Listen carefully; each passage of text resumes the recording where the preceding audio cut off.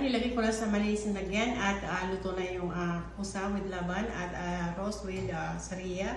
Ayan, ready to serve na siya and ready to eat. هاي روز. Hi, madam. How are you? Fine, madam. الحمد لله. اليوم روز بتسوي معكم طبخة مرة لذيذة ومرة سريعة. رز بشعرية معكوسة باللبن. يلا روز. Hello mga kawayan, magagawa ko ng rice with sharia with laban.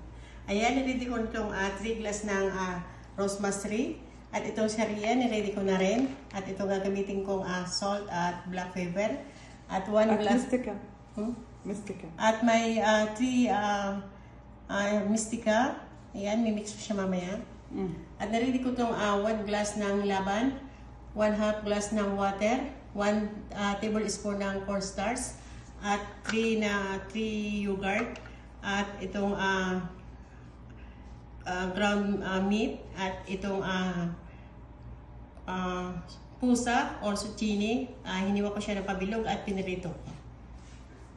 Ito na yung pat at nilagyan ko siya ng konting oil, apia, at i-add ko na itong half ng butter.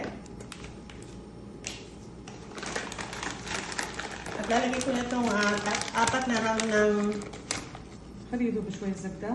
البنات نحط زيت عافية مع الزبدة عشان ما تحترق الزبدة. نحط معها شوي زيت عافية. يلا أو زيت ذرة يعني. Ayan, hintay mo. Ito na yung butter niya at lalagay ko na itong 4 na round ng siriya.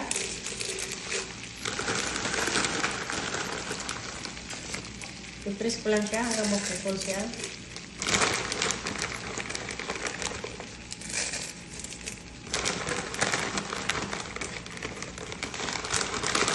Okay.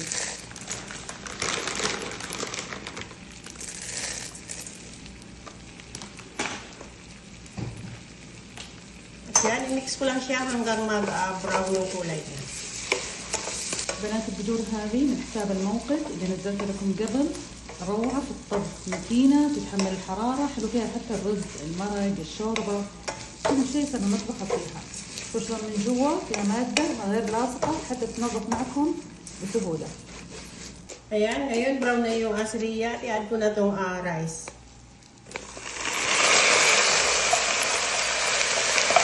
Ngayon, mimix ko na siya mabuti para hindi magbuo-buo at mimix natin siya ng dahan-dahan lang para hindi madurog yung asriya at rice.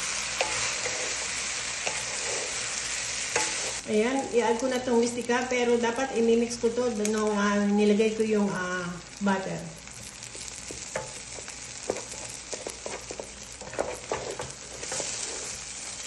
Ko na itong salt at black pepper. At add ko na itong water niya. Dapat yung water niya matas na ng kunti sa rice. Ayan, kumukulo na siya at kapag kunti na yung tubig niya, pantay na. At tatakpan ko na siya at iluluhit ko na yung apoy niya. Ayan, lalagay ko na ito sa patong yogurt.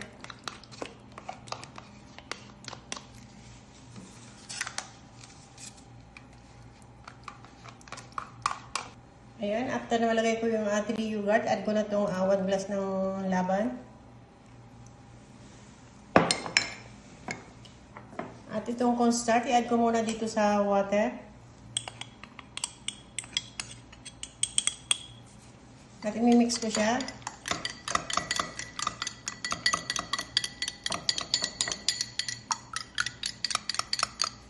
At ngayon, add ko na rin dito.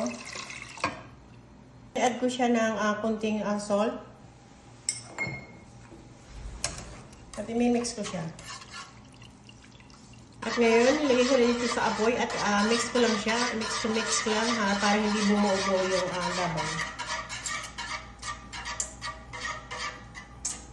Mainit na yung laban at add ko na rin itong pusa.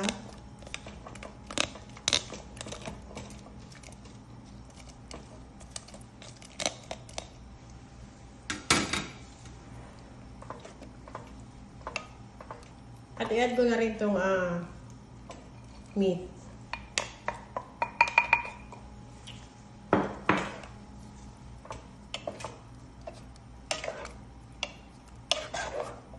Na yung kusa at tinurop ko ng apoy niya. At At ngayon lalagay ko na siya sa malinis na lagyan.